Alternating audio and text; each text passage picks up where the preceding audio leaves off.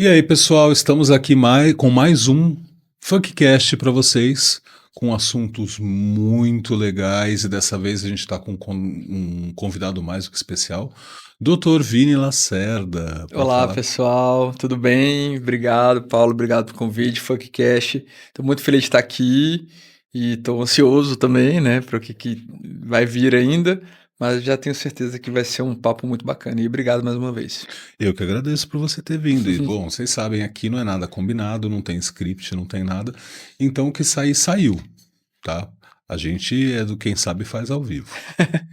Doutor, contando inicialmente um pouquinho, rapidamente da sua história. Fala um pouquinho da sua história, como é que Bom, você decidiu ser médico, desde quando você está clinicando. tá certo, Paulo. Bom, para quem não conhece, eu sou Vinícius, eu sou médico, eu tenho 36 anos.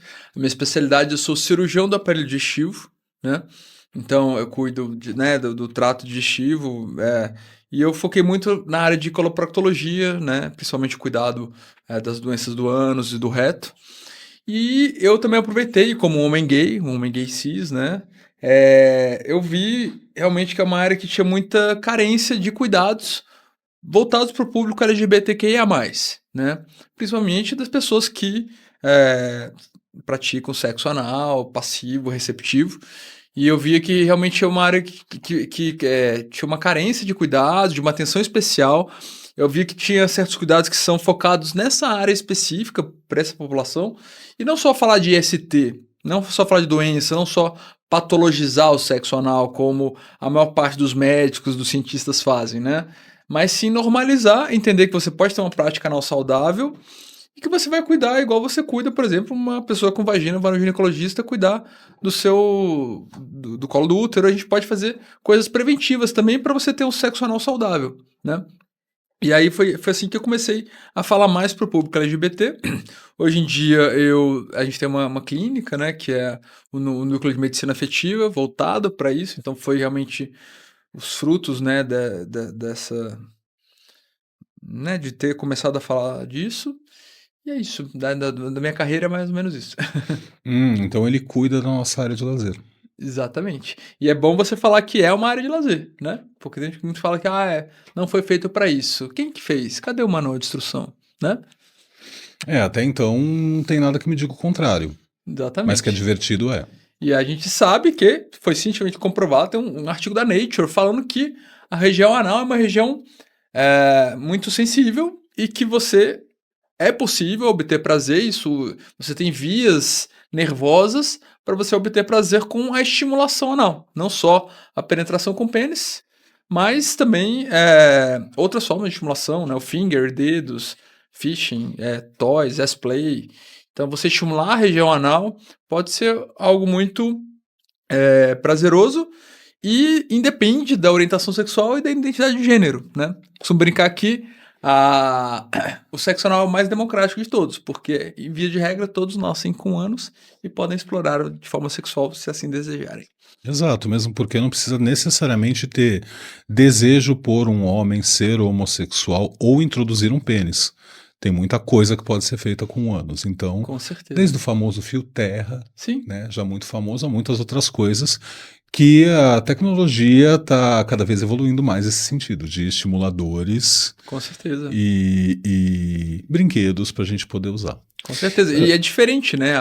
Os brinquedos para vagina para os brinquedos para o ânus, os acessórios para o ânus, eles têm que ter um cuidado a mais, que a gente pode comentar sobre isso, do acessório da vagina. Então, né, principalmente a questão da base ser mais larga, né? A da vagina, se colocar um cilindrozinho ali, daí você consegue tirar porque a vagina é oca. Agora o ânus não, você continua com o intestino.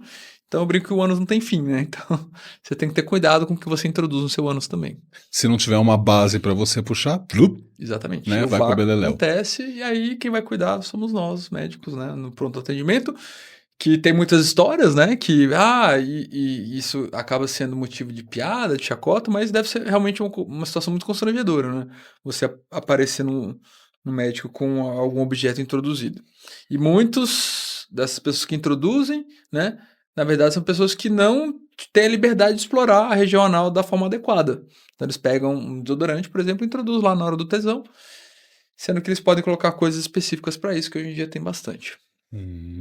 Tem até alguns mitos aí de coisas no mercado que nem as garrafas de vidro tinham um pininho embaixo que era para quebrar no caso de formar vácuo porque as pessoas colocavam. Isso procede? Eu nunca tinha ouvido falar disso, dessa é É, novidade pra bom, mim. enfim, já ouvi esse boato. Não sei se é fato, se alguém souber, por favor, manda pra gente.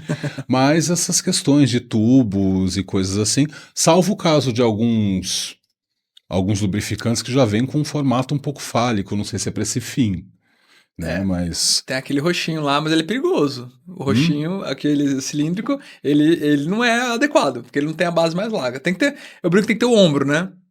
Você tem que Hum. ter o ombro pra, tipo, entrar e ficar uma coisa de fora. Aquele roxinho que eu acho que você... É esse que você tá falando? É. O roxinho, eu acho, dá uma vontade de introduzir, mas ele é perigoso também. Hum. Só se for um terceiro introduzindo que ele está segurando, ele É, consegue puxar de ou volta. botar Gente, uma não camisinha, façam né? isso em Botar um casa. preservativo também, uma opção. Sim. Se bem que ele também é bem, meio rígido, bom, mas aí vai da escolha de cada um. Doutor, o que que no sexo anal, principalmente a pessoa que está começando hoje, alguém decidiu que vai abrir esse caminho, quais são os principais cuidados que ele tem que ter inicialmente? Bom, eu costumo dividir em três partes, né? Os cuidados com o sexo oral. Os cuidados antes. Então a gente tem que lembrar que o ânus ele tem uma função digestiva, uma função de eliminação das fezes. Isso acaba sendo um motivo de muita preocupação, de muita, né? Ah, meu Deus, eu vou sujar, vou passar cheque. Então, muitas pessoas não conseguem por causa desse medo.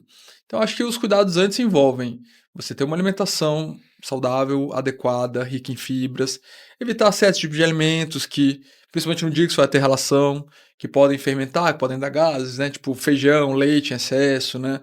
Então, ter esse cuidado com a alimentação. E se assim você desejar, não que ela seja obrigatória, a lavagem, a chuca, né? E lembrando de fazer sempre uma chuca mais econômica, evitar de usar o chuveirinho por muito tempo, porque essa água vai subir, e aí isso pode trazer consequências para a mucosa do seu intestino, para a flora intestinal e etc. Então, fazer uma lavagem econômica, lembrar para lavar o reto, que é o final do intestino ali, que é geralmente o pênis ou algo que você vai introduzir, vai entrar em contato com algum resíduo de fezes, tá? Outros cuidados antes, acho que com relação a testagens para as ISTs, né? As vacinas, né, para as ISTs, os cuidados, se você quiser tomar PrEP, enfim, né, para você estar mais seguro, porque a relação anal é uma relação de maior risco para ISTs, principalmente para HIV. Durante, né? Lembrar que o ânus ele não produz uma lubrificação natural, então lubrificantes à base de água ou de silicone. E lembrar que ele também é um músculo, é um esfíncter, né? Então, isso até pode entrar nos cuidados antes também. Você treinar a relaxar. Como é que você faz isso? Com um acessório, um brinquedinho adequado. Começar com o menor, introduzir na hora da masturbação. Se você tem um parceiro, pede para o parceiro introduzir antes, que com o tempo você vai se acostumando a relaxar, tá? É, Se você estiver sentindo dor, dá um tempo, espera. Não é na primeira relação que você vai dar que nem um power bottom aí que você vê nos vídeos, né? Tem toda essa pressão aí da pornografia, mas calma, é um músculo que na maioria das pessoas elas são muito contraídas mesmo, né? Com o tempo você consegue ir se estimulando a relaxar. A excitação sexual é algo que ajuda no relaxamento, então um cunete, introduzir um dedo, um brinquedinho, isso também é uma coisa que pode ajudar você a relaxar mais também. E se mesmo assim você continua com dificuldades, né? Você pode procurar um médico, um coloproctologista, para ver para você não ter uma fissura, uma hemorroida, uma IST, que pode estar causando incômodo e dificuldade de relaxar. Porque a dor, quando você tem dor, é difícil relaxar quando tem dor, né? E os cuidados pós, né? A questão do acompanhamento com o procto e tal. Então, em resumo, eu acho que seria mais ou menos isso, né? Lembrar que, assim, não é toda pessoa que vai ter facilidade em ter relação anal. Eu acho que é possível trabalhar isso nas pessoas que têm dificuldade.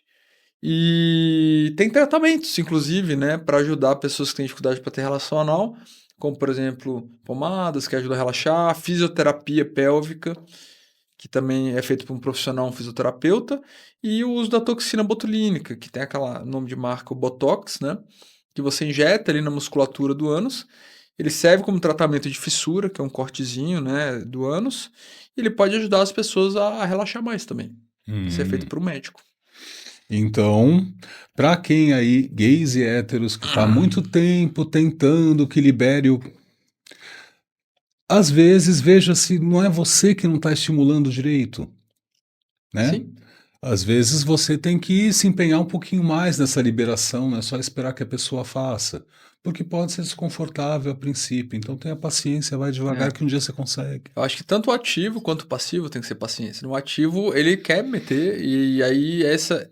Eu até brinco, né, dos cuidados, às vezes as posições para quem tá começando, isso é uma coisa que varia, tá? Mas eu acho que quando a pessoa vai por cima e está de lado, o passivo ele tem mais controle do quanto ele está sendo penetrado. Porque quem faz todo o movimento é ele. Quando você tá de frangaçado, de quatro, quem vai penetrar é o ativo. Então, por mais que ele seja cuidadoso, que ele vá com calma, ele não tá sentindo o que você tá sentindo. Então, acho que as posições que favorecem mais para quem tá começando é indo por cima, principalmente, que você senta ali, o ativo fica paradinho ali, né? E às vezes de ladinho também, que você tem um pouco mais de controle.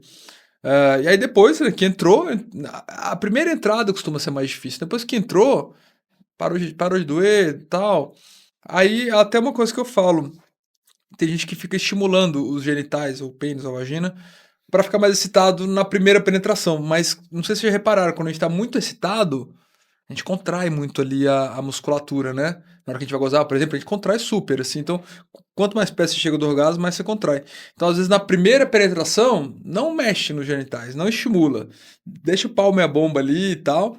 E depois que entrar, você volta a se estimular. Claro que tem gente que é o contrário. Eu quero ficar excitado logo e tal. Mas para quem tem dificuldade, eu peço para tentar essa estratégia também. Vou fazer um pequeno corte de um assunto que a gente vai voltar depois. É por isso, talvez, que é muito difícil achar um fisti que seja fistado de pau duro? Acho que sim, acho que é uma das coisas que estimula, né? E tem muito fischi que urina, né? Na hora do fischi, né? Porque ele quer relaxar toda a musculatura pélvica. Você tem o esfíncter, que faz parte desse apurelho, ele é um músculo com um anelzinho, mas tem toda uma musculatura pélvica que influencia nisso também. E muitas vezes as pessoas praticam fishing para relaxar, eles realmente esquecem o pênis ereto, né? E ficam ali de pênis mole, tem quem usa até aqueles chaste, né? Pra nem esquecer que tem um pinto ali. E tem os que urinam, né? Você já viu aqueles que urinam? Porque ele, para relaxar, o relaxamento ali da pelve, ele não é seletivo. Xixi, cocô, ele acontece meio que junto. Então, para relaxar bem, tem os que acabam urinando na hora da prática, né? Uhum. Certo. E isso também, bom, falando mais um pouco do fishing, que você estava falando da alimentação Sim, para essa prática. A pessoa que pratica fishing, ela tem que ser um pouco mais cuidadosa nisso, né? tem, Porque as coisas vão mais fundo, tem. então. Eu não tenho como desenhar, mas eu vou tentar mostrar, né? Então, na minha mão aqui. Então, você tem um reto, né? O reto, tipo, ele tem uns 15 centímetros. Então, contando com um cara anal que tem uns 4 centímetros, normalmente uma penetração com pênis de um tamanho médio a até grande é no reto. Quando você. O reto tá aqui, ele é reto, né? E aí, quando você dá a curvinha, você já tem um cólon sigmoide. Normalmente, os praticantes de fisting, eles vão além do reto. Eles vão um pouco no colo sigmoide, e aí o reto ele é mais fixo. O sigmoide ele é mais solto, assim, né? Então muitas vezes ele acaba retificando na hora que você introduz o braço, né? E isso é, né, até importante para não perfurar o intestino e tal. Uhum. E aí que eu ia falar da questão. Então muitas vezes o reto tá limpo, mas o sigmoide ali aí já tem mais fezes. Então normalmente quem pratica fishing, né, sendo fistado, tem que ter uma alimentação mais regular para o cocô ficar mais compacto, deixar menos resíduo, ficar mais previsível a evacuação. E muitas vezes acabam fazendo lavagens um pouco mais demoradas e mais profundas, que só uma lavagenzinha para uma penetração peniana, né? Essa passagem do reto para o sigmoide é o que o pessoal chama de primeiro anel, é isso? Eu acho que esse é o segundo anel, se eu não me Ah, engano. Porque o primeiro anel é o esfíncter, né? é, o É próprio o próprio antes. esfíncter. É o lugar que tem mais dificuldade, eu acho, pro fish. Aí depois que você tem ali. O que acontece? O reto ele tem várias válvulas também. Então acho que eu já ouvi falar isso do anel. Eu acredito que muito desses anéis são essas válvulas que o reto tem, porque o reto não é um cilindro, né? Ele é tipo, ele tem umas coisas mais ou menos assim, ó. E eu acho que muitas desses anéis que você passa são as válvulas do reto, e você tem uma resistência que tipo, é um tubo, mas é um tubo que ele fica colabado, ele fica fechado, né? Principalmente quando não tem cocô nem gás. Então, quando você passa o reto e passa o sigmoide, você tem uma resistência mesmo, e isso é uma hora crítica na questão do risco do phishing. Se você, né, você vê aquele que fica fazendo assim, você tem que ter retificado o sigmoide, senão você pode perfurar, né? Não sei. Não sei qual anel seria qual. Eu preciso até revisar esse assunto um pouquinho. Mas eu acredito que o primeiro anel é o esfíncter e os próximos anéis podem ser as válvulas do reto e talvez uma resistência para virar o sigmoide mesmo. Então, para quem quer ser o Senhor dos Anéis, sabe que tem que passar primeiro um, depois o outro, mas com calma, né? Porque senão o olho do Sauron ali grita e não vai ter o que fazer. Exatamente. Então, tem que ir retificando que é exatamente essa questão de ir com calma, até chegar no punch, que aí já é um outro passo. Doutor, você falou, a gente tocou um pouquinho nesse assunto de coisas introduzidas que vão parar num centro cirúrgico. Você já passou por alguma situação assim? Como médico, sim. Não como paciente. E o que você viu de mais esquisito ser introduzido?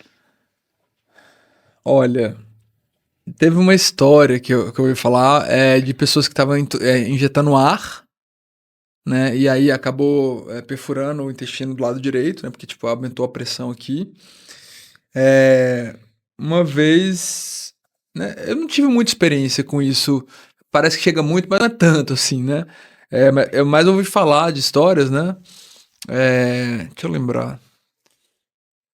Teve uma vez que teve um rapaz que chegou pra mim e que ele usou um brinquedo, que era um cone, que tinha uma base larga, ele fez tudo certo, só que era um senhor cone, assim, né?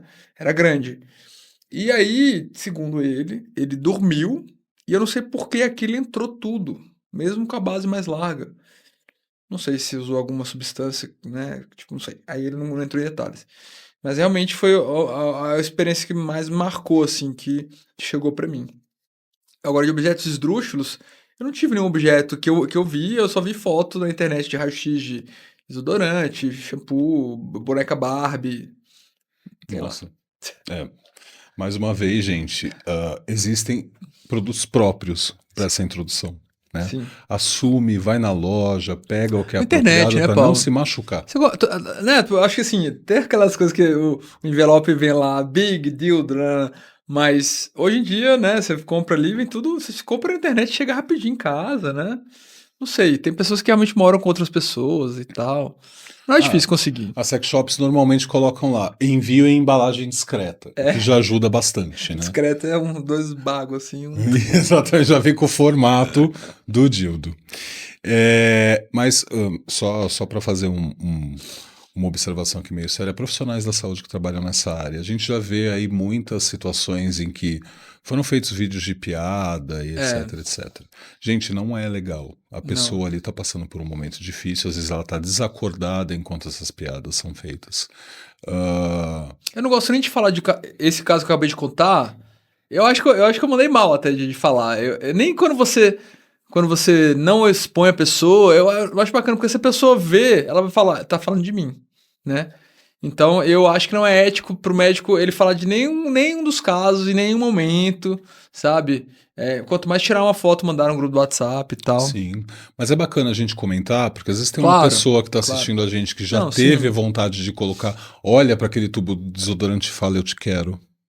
É que na hora do tesão, Quero né? isso. Você tá às vezes no banheiro E aí- ali. O que tem ali? É ali o que tá ali, você não vai sair, né? Então, normalmente são coisas de banheiro, né? São coisas tipo verduras, frutas, né? Tubo de shampoo. Tubo de shampoo, né? Quebra a cenoura às vezes, né? Então, a gente exemplifica isso que é para vocês não terem essa ideia. Segura um pouquinho para não se machucar e vai realmente procurar um produto apropriado. Certíssimo. Eu acho que a coisa mais bizarra que eu já vi, isso tá na internet, eu olhei aqui e lembrei, é o One Guy One Cup, né? O quê? Então, um querido que ele pega um copo de vidro, aí ele senta no copo de vidro, e ele tá equilibrando o copo de vidro, desceu o copo, plá, estoura, e tem uma cena bizarra dele pegando os cacos de vidro com sangue, assim. Essa eu acho que foi a cena mais bizarra que eu já vi desse tipo de introdução inadequada. Bom, tem de um tudo. Sim. Doutor, qual é o melhor tipo de lubrificante? Você falou do à base de silicone e do à base de água. Tem alguma especificação? Para fishing, por exemplo, a gente sabe que normalmente o pessoal usa o J-Lube. Sim. Até pela questão de O consistência. J-Lube assim, me parece um ótimo lubrificante, mas ele não é muito acessível, né?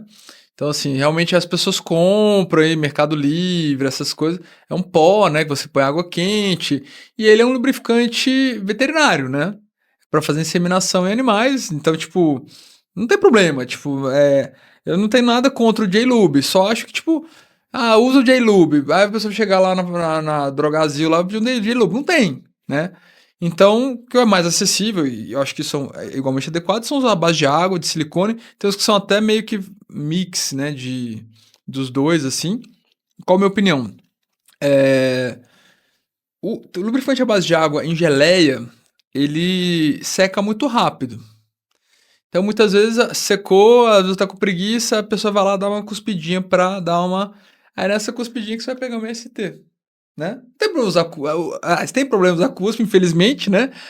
Transmitir ST, então, preferencialmente, na relação anal, você usar o lubrificante, tá? Ou então a pessoa não repõe o lubrificante. Aí nisso que repõe, secou, aí acaba fazendo uma fissura, né?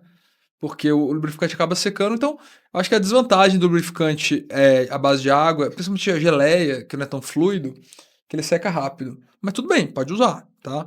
E dos lubrificantes de silicone, é que eles são, né, muito... é difícil de tirar depois o silicone, né? Gruda na roupa, gruda na roupa de cama, mas eles duram mais. E ambos são adequados para usar com látex do preservativo, né? Se a gente for falar de vaselina, óleo de coco, óleos derivados de petróleo, isso dissolve o látex do preservativo. A famosa margarina da cena do Último Tango em Paris. Acho que sim.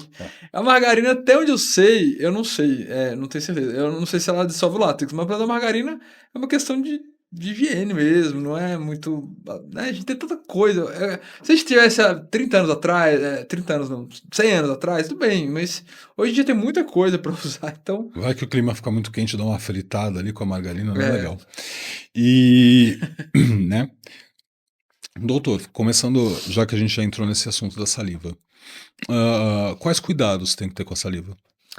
A saliva, ela é um meio de transmissão de algumas ISTs, tá? Principalmente porque tem pessoas que são colonizadas na orofaringe, na garganta, né? Pra clamídia, gonorreia, né? Então, muitas vezes, a pessoa chega pra mim, às vezes, no consultório, com uma inflamação no reto por clamídia e gonorreia, e fala, mas eu não me meti sem capa. Aí eu falei, você usou saliva? Teve cunete? Teve. Aí, né? Então, é uma forma de transmissão. Então, né, preferencialmente usar o lubrificante. Acho que assim, normalmente beijo na boca, a gente troca saliva, cospe na cara, mas no reto ali, ou às vezes você chupar uma pessoa, você pode transmitir ST, né? Então, duas mensagens que eu tiro disso. Primeiro que pegar uma ST é mais fácil do que a gente pensa. E não quer dizer que você se descuidou e tal. Você praticou sexo, você está sujeito a ISTs. Por isso que todo mundo tem que testar, né? E todo mundo tem que tratar, né? Tratar o parceiro e tal. E a outra é realmente, eu acho que principalmente nas penetrações anais ou vaginais, eu acho que é mais interessante usar o lubrificante para evitar essa transmissão da saliva nesses locais. Ele é até parte de toda a mandala de prevenção, Sim, até porque diminui atrito, diminui a possibilidade de rompimento de preservativo, exatamente. diminui o número de microsangramentos que pode ter na mucosa do ânus, enfim. Com certeza. E Acho que até, né, lembrando essa mandala, né, que tem o lubrificante, as testagens, a PrEP, a PEP, as vacinas, o preservativo, né? Esqueci algum? Acho que não, né? bom, basicamente aí Tá já bom, né? tá bacana. Sim, E é muito importante, acima de tudo, como ele falou, que as ESTs são super fáceis de se pegar, mas não ter, se livrar um pouquinho de uma coisa que costuma vir junto com elas, que é a culpa, sim, é muito interessante, porque a culpa faz com que você evite cuidado ou que você evite tratamento. A gente sabe que em lugares remotos do tratamento de saúde, infelizmente, existem profissionais que não estão tão preparados no quesito de acolhimento e que às vezes sim. podem acabar constrangendo o paciente. Paciente, passa por isso, vai em frente, o importante é você fazer seu tratamento. Um dia a gente vai chegar nas condições ideais do serviço, mas até lá você não pode viver com culpa, chegar com culpa e muito menos deixar de se tratar E ficar por culpa. procurando muitas vezes o culpado, né? Quem que me Exato. passou esse HPV? Sei lá quem passou, sabe? Tipo, agora, tem algumas ISTs que você precisa realmente ir atrás do parceiro para ele tratar ou para ele se testar, no caso do HIV, das hepatites, né? Agora, o HPV, herpes, são ISTs que não tem como a gente, cronologicamente, saber qual momento você pegou. E às vezes causa um constrangimento no casal, sabe? Desnecessário, desnecessário. Então, assim, não estou normalizando as ISTs, mas a gente tem que entender que elas existem e elas fazem parte da troca de fluidos e tudo mais, e que a gente tem formas de prevenir, mas não 100%, nenhum método é 100%, né? E também a gente fazer sexo pensando que tá pegando IST, ninguém faz sexo mais. E sexo é o momento pra você estar relaxado, tranquilo, né? Você tem Sim. que estar tranquilo antes. Ó, tomei minha PrEP. Ah, coloquei o preservativo, tô vacinado. Né, durante, né, tipo, durante você realmente saber, olha, se eu fizer isso, eu vou ter tal risco e tal. Mas se você não ter nenhum tipo de contato, nenhum tipo de troca de fluido, não tem sexo, Exato. né? Só uma coisa verbal ali, que tem gente que tá, né, cada um fica na sua ali, mesmo assim tem algum risco, né? E o pós, né, se surgiu algum um sinal, estude um pouquinho, né, quais são os sinais de STs para você procurar um médico e tratar seu parceiro também. Tem gente, mas eu peguei sífilis, meu parceiro precisa tratar? Precisa. Tá? É uma recomendação do Ministério da Saúde. Ah, mas ele vai testar e tal. Tem janela imunológica. Então, transou com alguém com IST, tem que tratar. Não tem jeito. Melhor caminho e principalmente usar todos os artifícios que a gente já tem previamente. São as vacinas disponíveis no sistema de saúde e tudo aquilo que a gente já pode cuidar previamente. E falando dessas questões, doutor, numa suruba, Sim. como é que a gente, como você definiria um manual de boas práticas na suruba? Olha, Paulo, eu acho que primeiro, né, em resumo o que a gente já tinha comentado antes, né, sobre os cuidados com relação à prevenção de STs, estar vacinado, PrEP em dia, tratamento como prevenção nas pessoas que vivem com HIV, etc, né? Acho que o antes seria mais ou menos isso. Para quem pretende ter a relação passiva, né, fazer sexo passivo, tá em dia ali com a alimentação, não exagerar no dia, fazer uma lavagem, né, se você sentir mais seguro assim.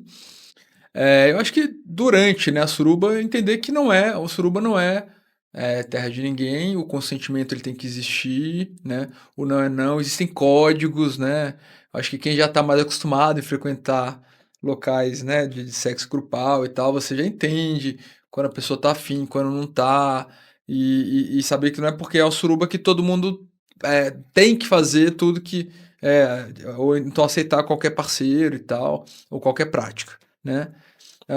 Eu acho que a questão do, né, da questão da higiene mesmo, né, você entender que se você penetrar uma pessoa, é interessante você higienizar o pênis, principalmente por risco de algumas ISTs e de infecção, como por exemplo hepatite A, né, as parasitoses, ou outras infecções intestinais também, né, trocar o preservativo, né, quando você penetra, se acontecer algum acidente com fezes, levar na boa, não fazer bottom shaming, né, então, ó, vai lá se lavar, tal, e volta depois.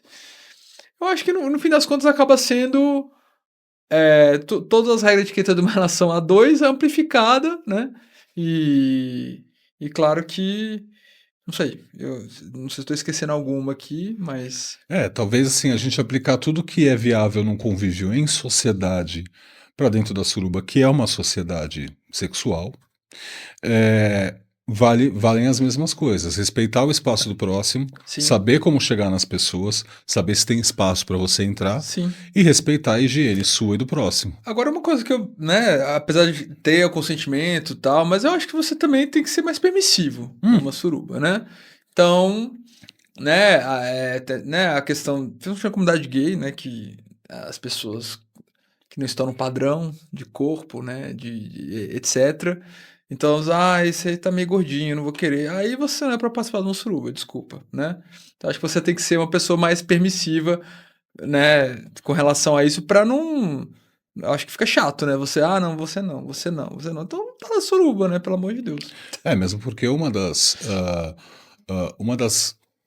diretrizes ou missões da FUC é exatamente tirar um pouco disso. A Fuck Party prega sempre que todo o corpo é sensual e sexual Claro, e sempre tem um prazer a oferecer. A nossa própria prática do blind é exatamente para privar a pessoa da visão para que ela possa se atentar aos sinais sexuais e aos outros estímulos. Como que é essa prótese? Ela é vendada? É vendado. Ah, que O delícia. blind fica lá vendado, monitorado por uma pessoa que só vai tomar conta dele e oferecer para as Olha. outras pessoas. Só que ele não vai ter estímulo visual. Ele não vai saber quem está pegando, não vai saber de nada disso. Ele vai apenas sentir. Interessante. Ela tá no momento que a pessoa está vulnerável, mas ao mesmo tempo ela tem um cuidado ali para, né, não passar de um limite. Exato. Tem Legal. um monitor para cuidar e para oferecer também, né? O monitor participa. O monitor participa ativamente da situação. Que bom. E essa privação do sentido visual que tira esse filtro.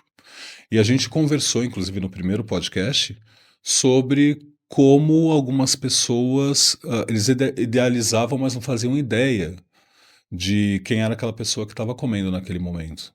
Sim. Assim, às vezes era uma pessoa totalmente fora do padrão, mas foi um sexo tão bom que idealizou X, mas não importa o que idealizou, o que importa é que o sexo foi gostoso. Bacana. E a pessoa se permitiu a isso porque tirou o filtro visual. Legal. A gente não precisa fazer blind para isso, é só a gente se permitir fazer. Com certeza, com certeza.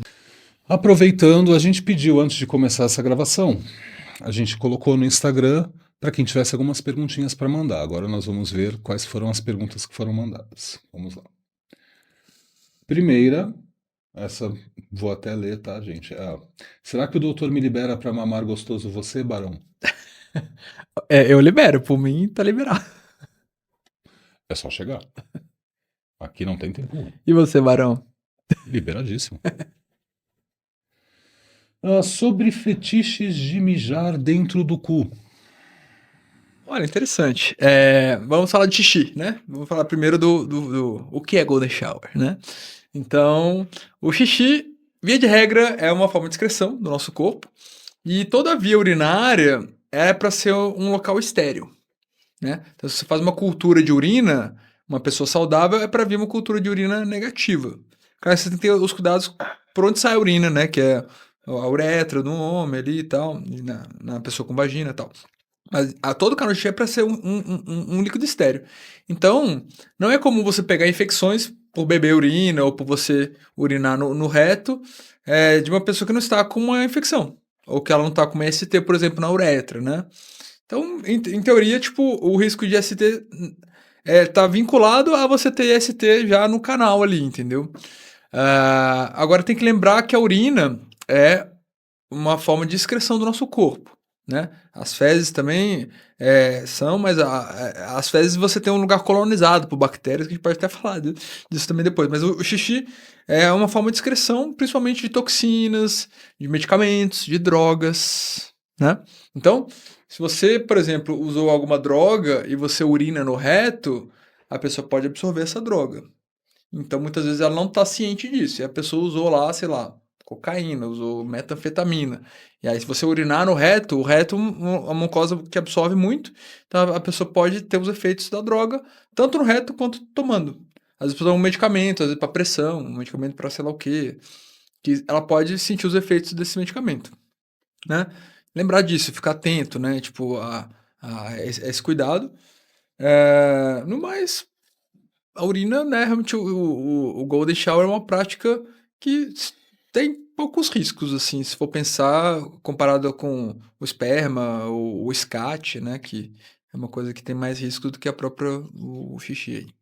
Mas a urina injetada diretamente no reto, questões de acidez, de pH, de tudo, ela pode causar alguma coisa? Olha, eu acredito que sim, mas a gente tem muito pouco estudo sobre isso, né, Paulo? Tem muita coisa que a gente imagina que sim, né? Mas assim, eu acho que pode se deixar a mucosa do reto mais suscetível a IST, por exemplo, né? A urina ela é levemente mais ácida, então acaba que deixa a mucosa do reto mais suscetível mesmo, e a questão da absorção mesmo. Mas uma mijadinha ali, vez ou outra, não vai chegar nesse ponto. Eu acho que a questão do xixi, o xixi não transmite HIV, né? Mas assim, você tem que entender, foi só o xixi mesmo? Ela penetrou, ela gozou junto, então, tem que entender que às vezes o xixi não é só o xixi, né? Às vezes tem alguma coisa a mais ali que aconteceu, mas via de regra, o xixi não transmite HIV, né? Mas tem as uretrites, né? Que normalmente são infecções na uretra que o xixi passa e que pode transmitir, às vezes, uma clamídia, uma gonorreia, por exemplo. Hum. Claro que a mucosa do ânus é muito mais suscetível a pegar isso. Quando no caso da pessoa que bebe, a gente já tem os ácidos na boca, tudo isso É, dá uma filtrada ou os riscos são iguais? quando você bebe, né, a questão de bactéria em si, o risco é menor. A mucosa da boca, do esôfago, é uma mucosa que tem várias camadas de célula e tem menos risco de ter IST por via oral, né? HIV, por exemplo, e tal. Eu acho que o problema de você engolir, né, vai ter, às vezes, pode ter o efeito tóxico da urina se simplesmente a pessoa está excretando muito. Então, aquele xixi muito escuro, muito concentrado, é pior do que um xixi mais clarinho, que a pessoa bebe muita água. Então, às vezes, sugiro, quer fazer golden shower? Bebe bastante água, deixa o xixi mais clarinho, para ter menos consequência também. Eu já presenciei muito, inclusive na FUC, alguns casos dos bebedores, dos nossos Menctorium lá, virar para um determinado indivíduo e falar: antes de você fazer, vai beber um pouquinho mais de água que está um pouco concentrado demais." Sim, Eu acho bacana eles terem esse cuidado com a própria saúde, inclusive com a saúde do outro, né? Falar, vai se é hidratar, vai, né? verdade, né? Né? Tudo tem que ter um lado saudável. Com certeza. E a gente falou nessa questão, a gente já passou aí um pouquinho falando por essa questão de drogas.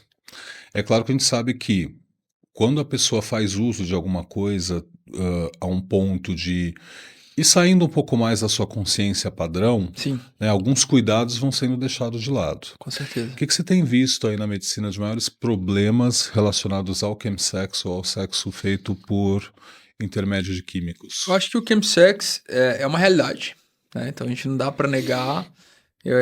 A gente tem realmente, eu costumo falar, eu costumo ter uma abordagem mais voltada para redução de danos, né? Então assim, as pessoas vão usar drogas, né? Eu acho que proibir nunca é o melhor caminho. Eu acho que as pessoas precisam entender quais são os efeitos das drogas e os profissionais de saúde, os agentes, né, não só médicos, mas as autoridades e tal, entender onde está ocorrendo essa realidade do chemsex, quem está envolvido nisso, né? Como ajudar essas pessoas que muitas vezes estão perdidas, né, nesse contexto de uso de drogas. Com relação à droga em si, ela tira muitas vezes seu parâmetro de prevenção de STs.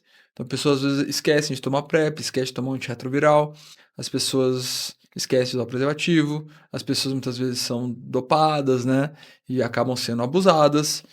Ah, a questão da droga, entender o quanto ela não está interferindo no seu dia a dia, no seu trabalho, nas suas relações amorosas, nas suas relações de família, né?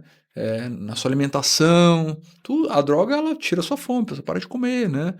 Então, é, o que eu acho eu acho que as drogas vão estar sempre aí, não tem como, eu acho que é uma guerra perdida, né? A guerra contra as drogas vai ser sempre uma guerra perdida. Mas a conscientização e a abordagem da pessoa que está doente por abusar das drogas, ela tem que ser feita. E eu acho que as festas e o meio LGBT, principalmente o meio gay, né, dos homens gays, é o meio mais permissivo para as drogas. São pessoas que muitas vezes têm um estresse de minorias e acabam abusando mais das drogas. Isso é ciência, tem dados sobre isso, né? Ah, mas hétero também usa droga. Usa. Mas a gente sabe que o homem gay, o círculo social e os locais, a gente sabe que tem um abuso maior. Então a gente tem que, eu acho que é isso, conscientizar, conversar sobre isso. Essa iniciativa de vocês, de uma festa que a gente sabe que, né, se você tem sexo, você pode ter o chemsex, né? E eu acho que vocês conscientizarem, vocês realmente ter o cuidado da pessoa que talvez esteja abusando disso durante uma festa, que pode estar se prejudicando a si mesmo e os outros, né? E a pessoa deixa de curtir, né? Se ela passa mal por causa de droga, tem uma overdose, realmente quebra todo o clima ali. Então, muito bacana de vocês ter essa iniciativa. A gente faz desde o. Não exatamente da primeira, mas desde o começo da FUC a gente começou com uma ação de redução de danos, né? Tem uma parceria com o Instituto Multiverso e com a Impulse que fazem essa redução com a gente, Sim. principalmente na conscientização, de explicar qual droga é qual, o que que ela faz, o que que ela Qual não interage com faz, e qual, qual né? interage com qual e as consequências disso. Sim. Claro que a FUC a gente sempre propõe em toda a nossa comunicação que o sexo por si só já é maravilhoso, já libera um monte de coisas que fazem bem, então A gente dá essa alternativa da pessoa, vem sentir o sexo de novo natural, né? O que que você consegue sentir com esse sexo natural? Essa é uma proposta. A gente joga essa proposta para as Claro, pessoas, é né? bacana, sim. Aceita quem quer. Mas a gente tenta, na maioria das vezes, trazer as pessoas para que elas sempre fiquem bem, né? Mantenha-se no ponto de estou bem. Para álcool, para tudo, né? Bacana, Saber entrar e saber sair. com certeza. Seja em cima, embaixo, pela porta, por trás, pela frente, é saber entrar e saber Sim, sair, né? legal. Parabéns, de verdade. Opa, obrigado. Vamos ver se temos mais perguntas. A dúvida principal, ele vai na Fuck Party e quando? Então, essa dúvida ser respondida, eu pretendo ir na próxima. Estou devendo uma visita na FUC. Eu confesso que tive um período, uns meses meio difícil. Eu fiquei sabendo da festa recentemente, na verdade, né? Tem alguns meses que eu soube. E as últimas que tiveram eu não pude ir, mas estou me comprometendo aí na próxima, ou a próxima dia 26, né? Que você falou, Dia né? 26, Acho que 26 de talvez outubro. vocês já ver Dr. Vinícius na próxima FUC. Olha. Bom trabalho a todos, eu sigo ele. Tenho ouvido muito sobre doxiciclina. Você indica quais efeitos colaterais a longo prazo? Vamos lá, bacana. Boa pergunta. Doxiciclina é um antibiótico classicamente usado no tratamento de ISTs, né? Principalmente é usado para clamídia, né? É usado para sífilis também e outras ISTs também. É um medicamento ótimo. Eu adoro doxiciclina, que ele é um coringa, assim. A gente não sabe o que é da doxiciclina que melhora, tá? E aí, seguindo o mesmo caminho da PrEP, né? Eles viram que pessoas vulneráveis, suscetíveis, que têm muitos episódios, às vezes, de STs, uretrites e tal, se tomasse 2 comprimidos de doxiciclina até 72 horas de uma exposição, acho que preferencialmente até 24 horas depois, mas isso pode ser até 72 horas, reduzem até 80% o risco de clamídia, de sífilis, principalmente. Gonorreia nem tanto. Aí para gonorreia a gente pede para fazer uma vacina para meningite B, meningo B, que é a Neisseria meningitidis, que é a bactéria da meningite, é da mesma família da Neisseria gonorrhoeae. Então tem uma proteção cruzada de 40%, que já é alguma coisa. Então se você associar a vacina mais a doxipep, você tem uma proteção, principalmente nas exposições de risco, exposições desprotegidas, com mais de um parceiro, né? Então é uma coisa que já tem muitos dados sobre isso, principalmente com relação à eficácia, não tanto quanto à resistência, né, que talvez seja uma dúvida das pessoas também. Isso aí é uma coisa que ainda está vindo, se isso vai causar alguma resistência ou não, às bactérias, né? Mas o que o pessoal fala, os defensores da doxipep, é que as pessoas que pegam a infecção e tratam sempre, talvez elas induzem mais resistência do que fazer o esquema preventivo, tá? Mas isso é uma coisa que não foi muito provada também. E, quer falar também? E assim, só saiu uma nota no Ministério da Saúde, acho que semana passada. Então, não era ainda uma política do Ministério da Saúde, mas no consultório eu já prescrevia, algumas pessoas já faziam isso, e o CDC, que é o Ministério da Saúde, o Center of Disease Control americano, já indicava há pelo menos uns 2 anos nas novas cartilhas também. Agora, como vai ser distribuída, eu já não sei. Lembrando que é um antibiótico, então não é vendido sem receita médica. Exatamente por isso, né? Então, eu para os pacientes eu costumo prescrever lá e fica em casa, né? Mas eu não sei se isso vai ser distribuído como uma PrEP, por exemplo. Isso eu não sei responder ainda. Mas realmente, se não dá para você ir na farmácia e comprar a doxiciclina. Então, vai ter que aguardar algum tipo de posicionamento aí do Ministério da Saúde para saber como vamos distribuir essa doxipep. Bom, provavelmente aqui chutando, elucubrando, talvez como é feito o tratamento da PEP atualmente, né? Eu acho que sim. O que eu acho que é uma boa ideia, né? A pessoa vai na consulta da PrEP. Tem gente que vai na consulta da PrEP, mas que, tipo, às vezes não tá muito um grupo, desculpa, né? Uma população vulnerável. Mas pega a receita da PrEP, já pega uma receita de Dox para 40 comprimidos e leva para casa. Ou se não teve aquela exposição, vai procurar profilaxia Tem pós-exposição, isso também. né? E já pega a doxy junto. Sim. A gente sabe que atualmente, olha eu fazendo propaganda da coordenadoria, mas é um serviço excelente que é feito. Tem o e-saúde da prefeitura, que você já pode mandar os exames, ele já manda para você onde tem a dispensação para você retirar a profilaxia pós-exposição. O mesmo acontece também para quem quer entrar no programa da PrEP. Sim. Então vale a pena baixar o e-saúde e dar uma conferida em todos os serviços que tem ali, que é bem completo. Atualmente tem até algumas estações de metrô com dispensação de PrEP, não está em todas, mas o serviço está evoluindo. Hoje em dia, teve uma época que era difícil conseguir PrEP, né? Uhum. Porque ainda era uma coisa nova, você tinha que estar ali fazendo os exames no SUS e tal. Hoje em dia dá até pra comprar a PrEP. Eu não recomendo, mas dá, né? Então, se não é difícil conseguir a PrEP hoje, só não recomendo não fazer sem um acompanhamento profissional, que não é só médico, né? Enfermeiros também já fazem isso. E aí, se você fazer uma teleconsulta, faz um teste rápido, mostra o teste rápido e já pega a sua PrEP ali no metrô ou em algum SAI, alguma coisa. Então, desculpa, pra tomar PrEP não tem mais. E o horário de atendimento é estendido. Então, saiu daquela balada onde já aconteceu alguma coisa, saiu da FUC, por exemplo, ficou encucado com alguma coisa, já dá para entrar em contato pelo e-saúde. Será que um Já dia vai consegue. ter máquina de PrEP na FUC? Será, gente? Recado, olha, coordenadoria, recado. Um lugar para colocar a máquina de PrEP. Vamos lá ver se tem mais alguma pergunta. Doutor, existe uma quantidade saudável de chuca que podemos fazer? Não existe esse dado, que eu quero dizer, né? O que eu costumo falar sobre o Chuca, sobre lavagem? Primeiro, Chuca é pra fazer, pra ter relação.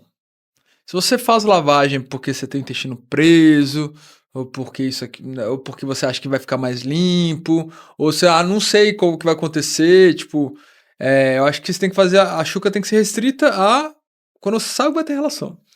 Por que isso? Porque a gente sabe, se você exagerar na Chuca, então, muita quantidade de água, né, fazer várias vezes, tem dados que falam que acho que 30% das pessoas que fazem lavagem depois da relação, muitas vezes acreditando que isso vai ajudar a prevenir alguma IST, o que não previne. Nem antes, nem depois. Né? Mas depois eu não vejo motivo nenhum tirar o esperma. O esperma já entrou em contato, então não tem muito motivo. Então eu costumo falar para você fazer a lavagem assim, o estritamente necessário, né? Então, preferencialmente usar algum reservatório, tá? Porque ali você tem um controle maior de quanto de água você está entrando. O chuveirinho, eu não tô condenando, mas eu acho que o chuveirinho, se você apertar demais, a água vai subir, aí acaba subindo mais água do que precisa. Aí essa água traz cocô que não ia te incomodar na hora da relação. Tá no sigmoide, no outras A partes do famosa colo. chuca eterna, porque ela começa a não acabar nunca.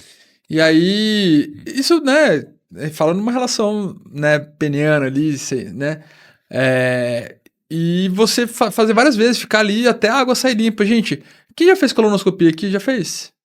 Como que é o preparo de cólon? Quanto tempo você fica ali fazendo? E às vezes não fica limpo.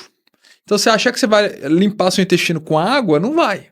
Né? Tem que começar todo um preparo antes e tal. Por isso que eu falo que a alimentação é importante. Então o que eu falo, a chuca tem que ser para lavar seu reto, fez cocô, tem resíduo, né? Às vezes fica resíduo na mucosa ali, que às vezes não é o cocô que suja, aquele sujeirinha que ficou grudado na parede, que às vezes é o que vai vir um cheiro, vir aquela coisa. Então a lavagem é para tirar aquele resíduo pro reto ficar mais limpinho. E como é que faz para ter menos resíduo? Dieta, psyllium, fibra, né? Lembrando que o psyllium é um tipo de fibra muito boa, mas que a gente recomenda tomar com 2 horas de intervalo entre a PrEP ou qualquer medicamento, porque com a fibra muito que forma muito volume, às vezes você pode ter uma má absorção de medicamentos e tomar junto. É uma coisa que tem uma recomendação meio sem muita evidência, mas se tem recomendação, é melhor seguir, né? A gente procura aí que vale a pena. E vamos lá.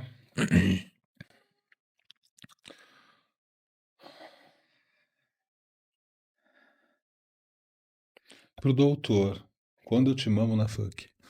Dia 26. Doutor, e sobre o uso de Imosec para fins sexuais? É um medicamento antidiarreico. O que ele faz? Ele paralisa os seus movimentos peristálticos. Ele trava tudo.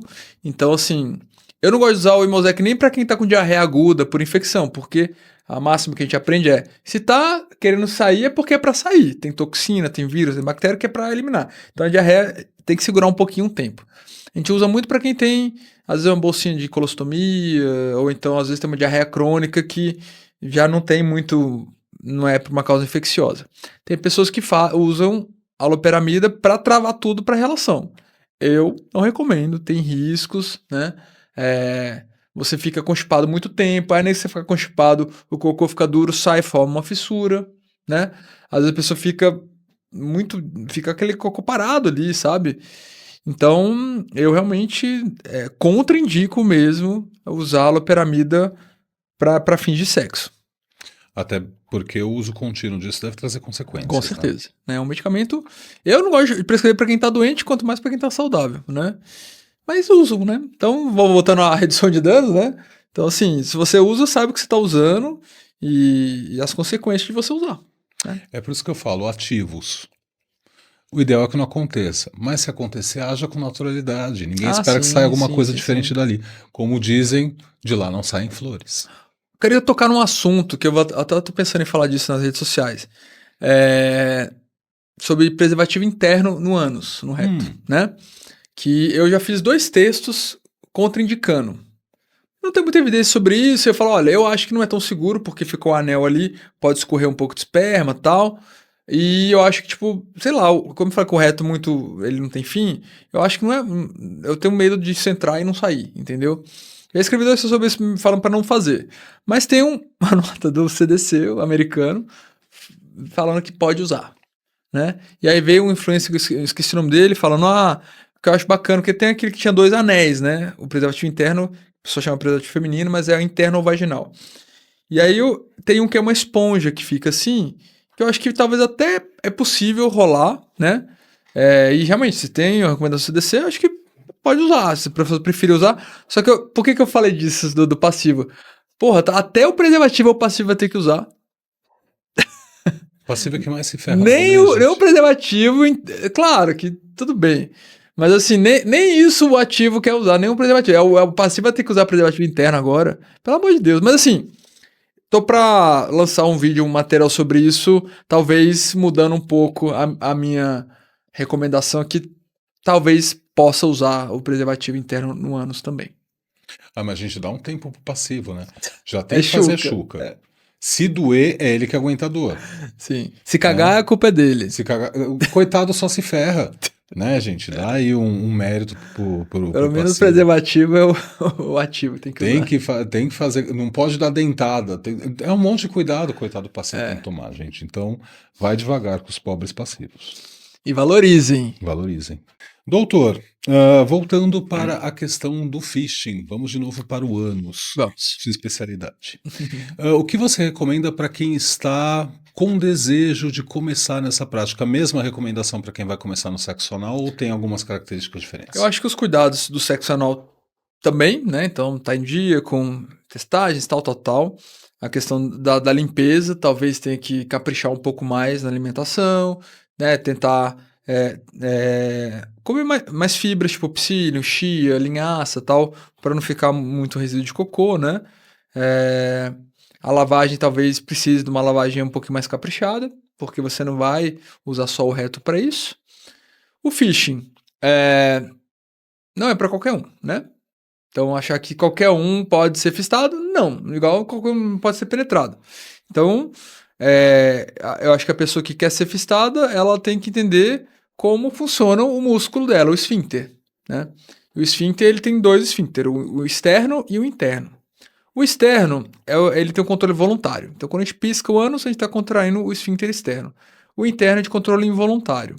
Para você ser penetrado, pênis, brinquedo ou mão, você tem que relaxar os 2. Então, muitas vezes não adianta você só querer. Quando você faz força para cocô, você está relaxando. Para você fazer uma força, você está relaxando. Então, tem que ter um treinamento, né? Não vai ser de primeira, talvez. Às vezes começa com dedo, mão e tal. Para quem vai fistar as mãos, né? Tem que estar bem cuidadas. Então, unha tem que estar bem cortada. Preferencialmente usar uma luva. Acho que é melhor usar a luva por causa do contato com fezes e tal, né? E se acontecer alguma coisa, você trocar a luva também. Eu acho que mais? A questão da consciência, né? Então, existem coisas que ajudam a relaxar o ânus, o poppers, por exemplo, outras drogas, né? Quanto mais sedada a pessoa está, quando a gente faz uma anestesia, a pessoa relaxa o ânus totalmente, né? mas ter cuidado, porque a dor é um parâmetro de que algo está indo errado. Então, se você se anestesia, passa anestésico local, por exemplo, usa cocaína, ou você usa um sedativo ali, você perde o parâmetro, né? Então, eu acho que você tem que sentir realmente o seu limite, né? É uma prática extrema, uma prática que, né, tem pessoas que conseguem, tem pessoas que não conseguem. E a questão da profundidade também, né? Então, tem riscos. Não falar que não tem risco, tem. Você pode ter uma laceração no ânus, você pode ter uma penetração maior e ter uma perfuração. Então, quem fista tem que ser uma pessoa experiente, né? Saber o que tá fazendo, e quem fista tem que estar consciente também, né? Porque às vezes os dois usam coisa, tô lá, tá. Exato. Nesse momento, quando a gente fala de phishing e chemsex, a gente começa a ter uma relação com alguns perigos. Com certeza. Exatamente porque o phish ele precisa estar muito alerta do que ele está fazendo com bastante cuidado, e o phish não pode perder o seu alerta de desconforto e de Sim, dor. sim. Senão está indo para, no mínimo, uma fissura, na pior das hipóteses, uma hemorragia bem séria. Ou uma perfuração intestinal com colostomia, né? Então, não dá para negar dos riscos. E quem me conhece nas páginas, tem lá vídeo sobre phishing. Mas eu também não vou ignorar. Não pode fazer, tá tudo bem. Não é para qualquer um, e a forma como você vai fazer também é importante, né? Então, né, eu não quero ter moralismo e tal, mas eu acho que a gente tem que, as pessoas que, quando vão falar de fetiches, e isso no geral, né? Elas têm que estudar, né? Não pode ser no oba-oba, no tesão, né? E principalmente práticas que envolvem, né, códigos, envolvem cuidados, envolvem limites, né? Então, se você começar a explorar qualquer tipo de fetiche, você tem que estar uma pessoa experiente, né? Como que eu sou essa pessoa experiente? Não, pô, troca uma ideia, né? Conversa. E você precisa também se preparar para isso, né? Sim. Essa questão do fetiche é bem interessante. Eu sempre conto para todo mundo a história de um amigo meu que comprou um harness amarelo porque achava amarelo bonitinho e foi para uma festa na Alemanha. Aí foi mijado. E de repente começaram a mijar nele, ele não entendia por quê. E aí ele começou a brigar com as pessoas ali. A pessoa educadamente virou para ele e falou: Mas você está de amarelo, você está pedindo para ser mijado. Sim. Entenda os códigos, né? Então, realmente, o fetiche está para todos, desde que a pessoa saiba o que ela está fazendo. Então, quem começa no fetiche se inteira do que está rolando para não ter umas surpresas desagradáveis. E cuidado com o harness vermelho, senão vai enfiar a mão no seu cu também. Então, Exatamente. E o lado que você vai usar bracelete, tudo isso tem uma eu me influência. confundi, até hoje me confundo um pouco. Eu acho que o esquerdo é mais dominador, ativo, né? Eu achava que o direito era ativo. Aí eu botava as coisas aqui assim, os lencinhos lá. De repente vem alguém com a mão assim atrás de você. Exatamente.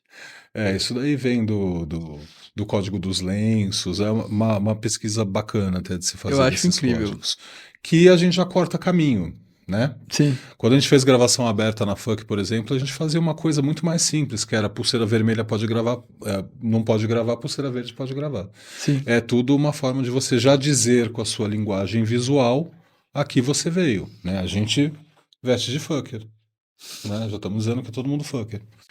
Porque como no caso desse meu amigo lá que foi mijado por acidente, também vale falar isso, voltando para as boas práticas de suruba, que tudo tem que ter pelo menos um pedido de consentimento, né?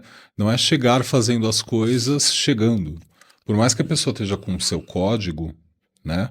Que pode ter variações, que não existe um consenso desse código, sempre pergunte. Se você vê alguém com harness vermelho, pergunta se ele gosta antes de tentar enfiar a mão, né? Com certeza. Vale a pena Consentimento sempre pelo lugar, ou esse não, consentimento. né? E tem pessoas que às vezes gostam, eu gosto de verde, eu gosto de azul, e não necessariamente, né? Tô nesse código aí também. Mesmo porque por não ter um consenso pode ter algumas confusões. Mas vale a pena estudar sobre, né? Vale principalmente porque se você tiver de vermelho num lugar como esse e você realmente gostar do phishing, você já vai atrair para perto de você o público que gosta mais daquela prática, já facilita a vida. Mas nada substitui o pedido de consentimento. Né? Que nas boas práticas de suruba, inclusive, vale a pena a gente falar.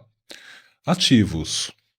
Entre uma relação e outra, dá para dar uma lavadinha, porque pode levar secreção de uma pessoa para outra com alguns riscos de contaminação. Né? No caso da FUC, a gente tem as duchinhas, a gente tem as formas de lavar, então, né? Dá um tempinho entre um e outro, porque não é legal, às vezes, você tirar do ânus de um e pôr na boca do outro, Sem dúvida, né? Não é sim. todo mundo que gosta disso. Tem quem gosta. Quem gosta vai procurar. É muito legal quando você está nesse ambiente coletivo, você perceber algumas nuances, né? Você está vendo um casal ali trepando. Você vai chegando perto. Teve algum contato visual com você? Tá, você pode parar ali e esperar, né? Teve um segundo contato, isso já pode ser um sinal verde para você chegar perto. Se não olharam mais para você, te ignoraram, você não está naquele universo deles, vai caçar seu outro. Insistir, você vai acabar incomodando a foda alheia, né? Com Tem certeza. sempre um sinalzinho, antes de você, vai chegar com a mão perto de alguém que está fazendo alguma coisa, toca primeiro no ombro, não vai tentando pegar no pau do cara que está dentro do rabo do outro, né? Então, esse cuidado dentro de Suruba não uma é suruba, bagunça. exato, suruba não é bagunça, isso garante que você também se dê bem na suruba, não seja Sim. aquele cara que vai começar a ser colocado de lado porque é inconveniente na Ai, foda gente, alheia. eu lembrei. Eu fui numa festa recente agora. Eu tava lá, tipo, quando começa a festa, aí o cara, vamos pra minha casa, vamos pra minha casa. Eu falei, cara, eu tô numa suruba, me deixa aqui. Tipo, né, claro, tipo, também da festa, toda hora, vamos, vamos. E ele tava muito insistente, assim, fala, olha, eu tô aqui, eu quero curtir a festa, né? Mas parece que o não, às vezes não é tão não. Se você insistir um pouquinho, pega. É chato, né? Eu acho que ele teria se dado muito melhor se ele virasse para você e falasse: posso pegar seu telefone para a gente se encontrar um Pois outro é, dia fora desse contexto? exatamente. Que Talvez aí acontece ele muito. teria ganho, né? Vai Exatamente. um pouquinho de malícia aí para conquistar, né? Isso aí. Doutor, Sim. continuando o lance, já uma coisa um pouquinho relacionada com phishing, mas quais são os cuidados e perigos da dupla penetração anal? São muito parecidos, né? A questão da dupla penetração tem muito a ver com o risco de você ter algum tipo de estiramento ali, né? Então, existem algumas posições, né, que o pessoal fala que fica um ativo deitado, o passivo vai por cima, o outro penetra, né? É, O sanduichinho. isso, né? E a questão muitas vezes. Tem um detalhe que às vezes acaba escapando muito, né? Às vezes a pessoa que tá ali, o proativo, às vezes acaba escapando muito e tal. Mas os cuidados de risco são muito parecidos com o do phishing, né? E acho que a questão das drogas, né? Do limite, do quanto. Né? O risco. Eu acho que o maior risco da dupla penetração é você ter algum tipo de laceração no ânus ali, se ele esticar muito, né? Então tem que entender ali que a dupla penetração é mais uma performance, uma satisfação pessoal do que o ativo de querer meter mesmo, assim, eu acho, né? Porque acaba que não tem muito espaço e tem um limite do passivo também. Tem uns que aguentam dupla, tripla, eu já vi, né? Mas eu acho que quem tá recebendo os pênis tem que saber o seu limite também para não se machucar. Para quem tenta se aventurar nisso, talvez uma boa tentativa seja a boa e velha tesoura. Essa é Se os bacana pênis também. tiverem esse tamanho, porque o passivo sentando ele consegue controlar essa pressão, Sim, né? Do que dizer, ele está numa posição ali que ele não consegue se mexer. Se o de trás está vindo e bomba com tudo, ele não tem como fugir, aí machuca. É né? Aí fissura, aí machuca, tem que fechar o fissura. parquinho um tempo. Exato. Quais são os sintomas de uma fissura? O que a pessoa sente de Principal, início? dor anal. E aí, é interessante isso. Dor anal na hora da relação. Tipo, doeu na hora, putz, doeu. Aí depois fica doendo, sangrando, né? Principalmente, assim, os principais são dor e sangramento. Agora, se na hora foi ótimo, vieram vários, gozaram vários, não sentiu muita coisa, um incômodozinho e tal, mas aí deu 2, 3 dias, dor anal, sangramento, aí favorece ser uma proctite, que é uma inflamação no reto por clamídia, gonorreia, etc. Não tem muito dessa história, eu acho que tô com uma fissura, porque o sintoma é o mesmo, dor, sangramento e tal, mas você começou a sentir alguns dias depois do dia que você aprontou, então fica atento, pode ser uma proctite.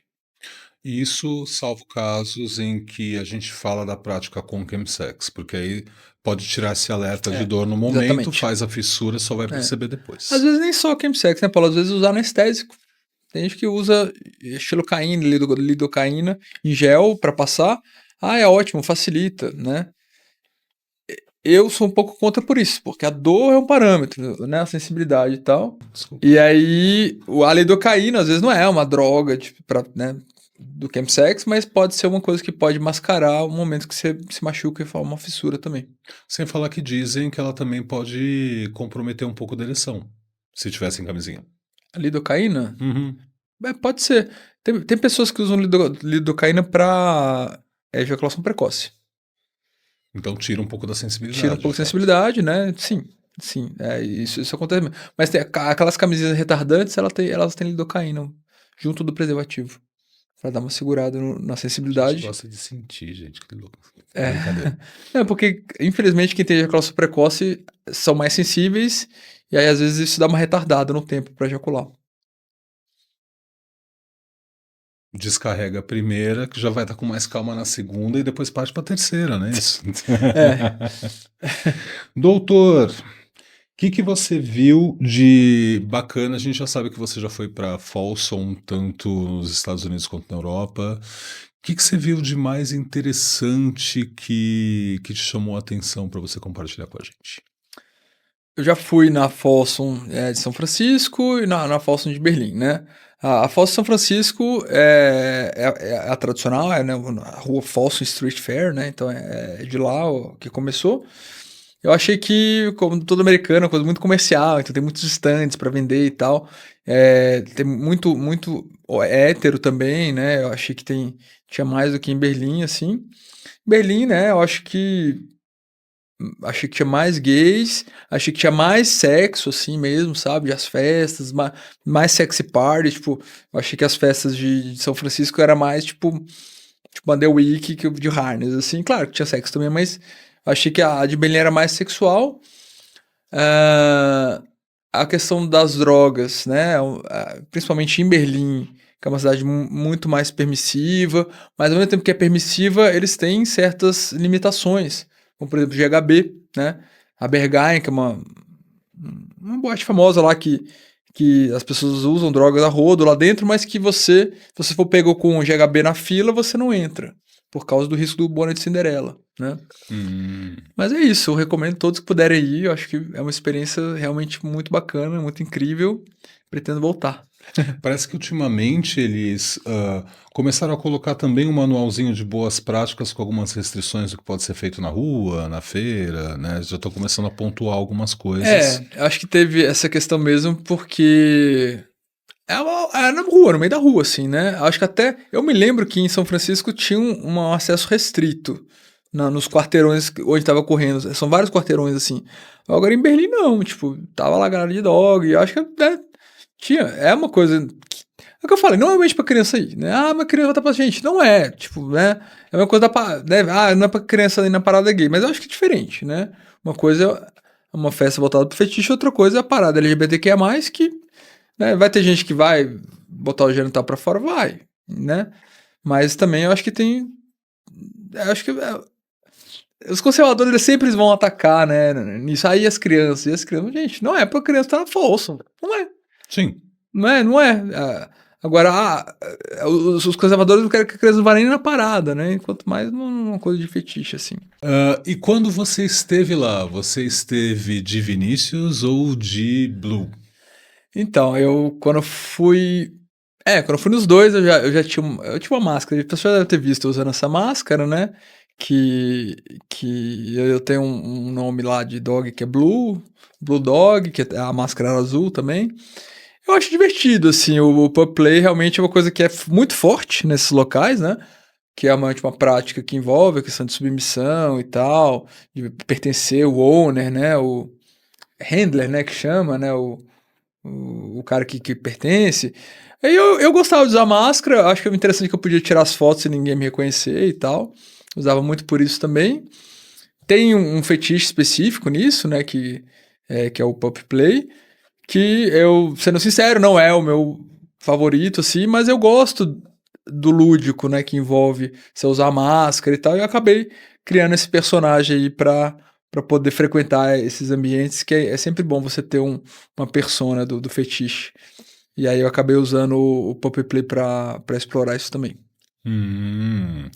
E nessas descobertas do pup play, o que que você achou de mais interessante desse universo dos pups? O que que te... Não sei se você era alfa, se era beta, se tinha uma matilha, Tinha, se... a gente teve uma época aqui que a gente tinha esse nosso do alfa, do beta, né? Até o Fernando Presto, que agora é um Fazenda, Masterchef Fazenda, ele era um artesão de máscara, ele que fez a máscara que eu foi até personalizada, né? Então é muito bonita, eu gosto muito dela. Eu acho muito bacana, lá tinha os canis lá pra eles brincarem, tem ossinho, tem comida. Era muito divertido, assim, e é um dos fetiches mais que tem um né, maior peso, né? Tem o Mr. Pup, tem o. Sabe o que eu mais gosto do Pup Play? É que eu sei que as pessoas conservadoras vão olhar e vão achar isso um absurdo, vão querer associar com zoofilia, o que não tem nada a ver, né? Mas assim, tudo que incomoda o conservador eu acho incrível. Sim. Tudo. Então, pra mim, o Pup Play deve incomodar pra caramba. Então, eu gosto porque incomoda mesmo.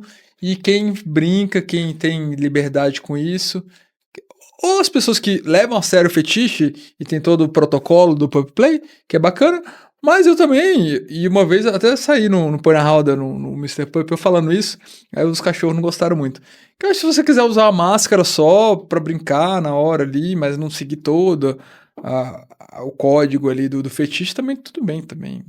É porque o fetiche ele tem essa liberdade, né? Nem todo mundo precisa ser um praticante ortodoxo. A gente vê aqui no Brasil várias práticas feitas de formas diferentes daquilo que a gente considera como padrão, Sim, e tá tudo bem, cada um curte da sua forma. Mesmo porque a gente sabe que no pet play não necessariamente tudo termina em sexo. sim, É mais uma relação daquele momento ali de você pertencer a alguém, de seguir comandos. sim, É uma outra vibe diferente de uns outros fetiches que são totalmente ligados à prática sexual, com né? certeza, né? O pup vai para uma outra linha que tem muito mais nuances de Até de trabalho, digamos assim. relacionamento mesmo, é o Sim. tipo de relação de dominação submissão. Não é todo cachorro pup que é submisso também, né? Eu lembro que tinha um Mister Pup lá da Itália que é todo fortão, assim, todo tipo dom assim. Eu acho bacana ter essa. Claro que é legal ter os papéis, os códigos também, a submissão e tal, mas você variar isso. Tem o Brett, né, que é o submisso rebelde. Agora tá uma nova de Brett, né, por causa da Charlie XX. Então, o Brett é o filho rebelde. Então, tem um cara que gosta de submisso e às vezes o Pup é assim também. Mas ele gosta também de revidade, tipo, de desafiar o Dom. E tem Dom que gosta do Brett, de botar o Brett no lugar dele. Então, esse mundo fetiche é incrível mesmo. E, eu acho que as pessoas, por muito tempo, se reprimiram. E hoje em dia a gente tá saindo de vários armários, né? Armário da. Pessoas saem do armário da orientação sexual, da identidade de gênero, dos fetiches. Eu tive que sair de 2 armários. Sair do armário por ser um homem gay e depois por ser um homem fetichista. E tem pessoas que têm que sair de armário, às vezes, por relação a uma condição sorológica, né? Vive com HIV, toma um PrEP e tal. Então eu acho muito bacana isso. Falando nisso, doutor, ah, chegando num ápice das práticas todas, beber leite. Esperma. Uhum. De pessoas que são. A gente tem os depósitos, né? Que agora Sim. adoram ser depósitos de leite, e os outros que gostam de beber. Quais riscos, quais diferenças de ser pelo ânus pela boca? O risco no ânus é bem maior. Bem maior. Chega a ser até, sei lá, 100 vezes maior por causa de como é a anatomia e a mucosa do reto, que é uma mucosa mais suscetível, uma mucosa de uma camada só e tal. O risco de HIV, mesmo gozando na boca, é bem baixo mesmo, assim, mas é maior do que se você não gozar, né? O esperma ele tem uma concentração de vírus bem significativa. Então, uma coisa é você só chupar um pau, lembrando que tem um líquido pré-espermático às vezes que sai antes da gozada, né? Que é aquele líquido clarinho que também transmite HIV, A babinha. a babinha. Por isso que aquela só enfiar a cabecinha também tem risco, né? E engravida também, né? E aí, outras ISTs, né? Por exemplo, Mpox, Monkeypox. Até 2 meses depois de você estar infectado, você pode ter vírus do Mpox no esperma. Então a gente fala para quem teve Mpox, segurar um tempo aí usando preservativo novamente, claro. Por causa disso. E tem as outras ISTs, né? Então, tipo, clamídia, gonorreia, sífilis, herpes, HPV e tal. Mas a questão do esperma, o que pega mais é o HIV mesmo, né? E Mas problemas digestivos decorrentes. Proteína entrou, foi. entrou, foi, né? Tá. Não tem grandes. Tem pessoas que têm alergia a esperma. Tá? Aí pode ter consequências no reto e tal. Eu tinha um ex meu, ele vai até saber, né? Que quando gozava aqui, ele ficava todo vermelho, assim, todo empolado. Aí não podia. Pô, Então, coitado. porque tinha reação alérgica mesmo, talvez alguma proteína, não sei nem exatamente qual, mas. Agora, no geral, o esperma, o risco é IST mesmo, né? Não tem. O esperma irrita o reto. Normalmente, não, né? Só se a pessoa tiver algum tipo de reação alérgica, porque você está tendo contato com um material genético estranho ao seu, né? Sim. E falando ainda em relação a coisas de reto e de boca, chegamos num vilão muito pouco comentado, que eu sei que é a sua especialidade, o Sim, HPV. sim. Para quem não sabe, o que é o HPV e o que ele causa? O HPV é um vírus, e na verdade é uma família de vírus, né? Que é o papilomavírus humano, que é o vírus EST mais prevalente. 80 a 90% da população sexualmente ativa vai ter contato com o HPV em algum momento da vida. E é um vírus de muito fácil transmissão. Então, o preservativo protege uns 70% no máximo, base do pênis, dedo, língua, saco escrotal, tudo isso aí tem contato. Então, eu diria que é quase inevitável você ter contato com o HPV, né? Então, e como é que a gente pode prevenir o HPV? Existe uma vacina, existem duas vacinas, na verdade, uma que é disponibilizada no SUS para alguns grupos, né? Então, pessoas que vivem com HIV, pessoas que tomam PrEP e pré-adolescentes. E você consegue tomar ela particular também, se você não é em algum desses grupos. E você tem. A gente fala muito de prevenção primária. Como não pegar o HPV, né? E existe um tipo de prevenção secundária, que é uma vez eu tive contato com o HPV, como que eu posso impedir que ele cause alguma consequência maior? Que é o principal risco do HPV, principalmente os subtipos de alto risco, é o câncer. Então, câncer de boca, de colo do útero, ânus, vagina e tal. E aí, por que as pessoas com vagina vão ao ginecologista fazer o Papa Nicolau? É para fazer prevenção de câncer de colo de útero, identificar lesões do HPV precoces e tratar elas para impedir que elas virem câncer, tá? Essa é a rotina com o ginecologista já é muito bem estabelecida, já é uma política de saúde pública mesmo. E as pessoas que têm relação anal, elas podem ter HPV no ânus, inclusive o subtipo de alto risco. Existe um Papa Nicolau anal, que é o Anal Pap, que você passa uma escovinha no ânus, que é um método de rastreio para saber se você tem alguma alteração ou algum HPV de alto risco.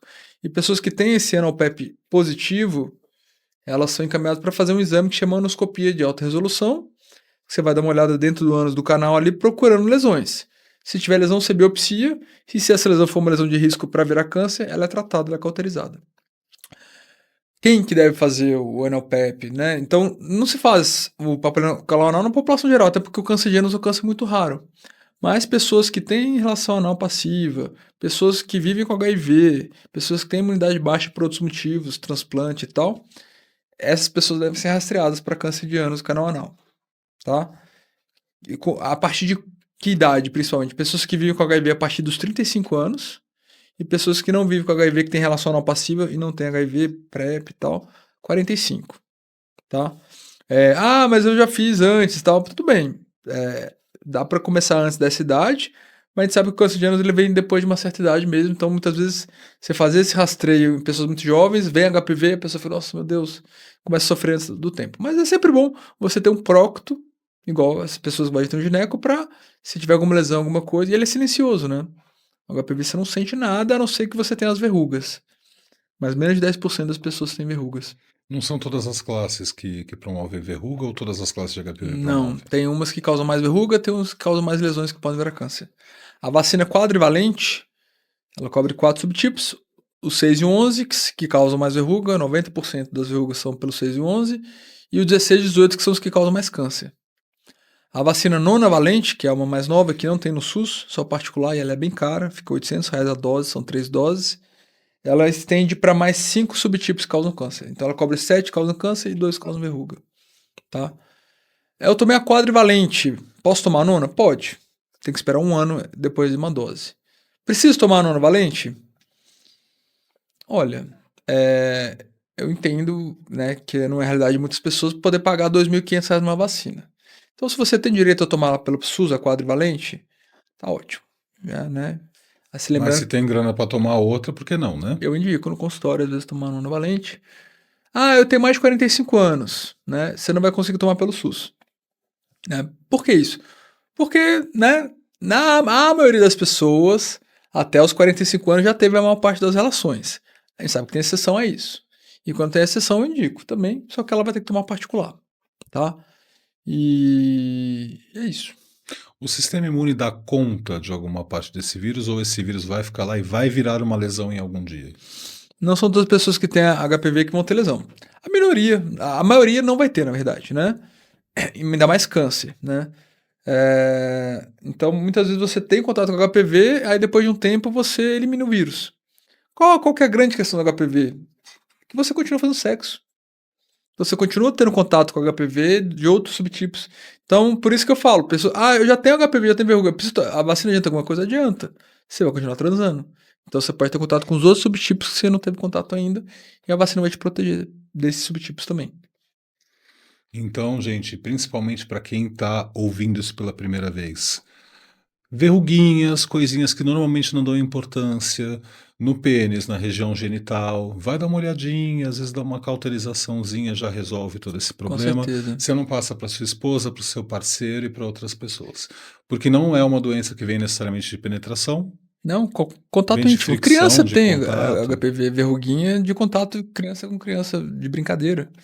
Agora, o contato sexual é uma via preferencial de contato, porque você tem mais contato e os genitais, né, tem uma preferência ali também. Você falou, né, de verruguinha, às vezes, anos é um lugar que você não vê. E você, no canal anal, menos ainda. Então, o parceiro uma pessoa que pode ajudar nisso. Olha, tem uma verruguinha aqui, né? Tá tudo bem, né? Na hora de dar aquela brincada no seu Sentiu parceiro, que tem sentiu alguma coisinha uma aspereza diferente. ali, pode ser verruga. Não tem nada fora, mas tem dentro, né? E assim, tendo HPV também, gente, é isso, né? Vamos tratar e vida que segue. Não precisa se sentir culpado porque tá com HPV ou tentar descobrir quem te passou HPV. Você não vai descobrir. Não tem como saber, não tem nenhum parâmetro, nenhum marcador para saber em qual momento você pegou esse HPV. Sim. E doutor, para finalizar, você tem pelos, doutor, ou é sem pelos? Tem pelos, ó. Quer que eu veja? Sou Mas você vai peludo. mostrar só assim pra gente. Vai mostrar o quê? A barriga? Tira a camisa pra gente ver, pelo menos, gente. Tá bom, eu tiro. Olha, a hora do strip. Eu sou peludinho aqui, ó. Mas eu não tenho muito nas costas, então eu tô todo descascando também. Mas da cintura pra baixo eu sou bem peludo. Mas isso eu vou deixar pra FUCK. Pra quem for na FUCK, exatamente. Você quer ver o resto? Dia 26 na FUCK. Você viu depois do dia 26, não tem problema, porque ele vai voltar nas outras edições, que eu sei que ele não vai resistir. Sentiu alguma verruguinha, qualquer problema, qualquer dúvida sobre a saúde do ânus, sobre a saúde sexual, gente, procurem o Dr. Vini nas redes sociais dele, procurem a clínica. Sim. Pode falar todos os arrobas, tudo. Bom, vai voltar o X, né? Então o X e o Instagram é @dr Vini Lacerda, Dr. Vini Lacerda, e a gente tem o Numa Saúde, @Numa Saúde, que é da nossa clínica, a gente posta muitas dicas lá também. O pessoal da Numa que sempre ajuda a gente. Sim. E o meu direct tá disponível, tiro dúvidas. Só não faço consulta, tá, gente? Mostrar exame, VDRL, sífilis, eu não vejo. Nudes. Mas nudes tem. Tenta sorte aí, gente. Mas assim, realmente, consulta não dá, mas eu faço muita caixinha, faço muita coisa. E tô sempre disponível ali. E para marcar consulta, essas coisas também pode ser por lá. Maravilha. Doutor, muito obrigado. Obrigado, Paulo. E esperamos, dia 26, promessa é dívida na FUCK, e todo mundo que quiser encontrar com ele lá. Pode não é para cobrar. fazer consulta, gente, lá é para outra coisa. Tá bom, querido. Doutor, obrigado, um beijo. Obrigadíssimo Valeu pelo mesmo, seu tempo tá? e foi um Obrigado prazer. pelo convite, parabéns pela iniciativa. Opa, E é isso, conta comigo para as próximas também. espero vocês na FUP. Valeu, gente. Beijo.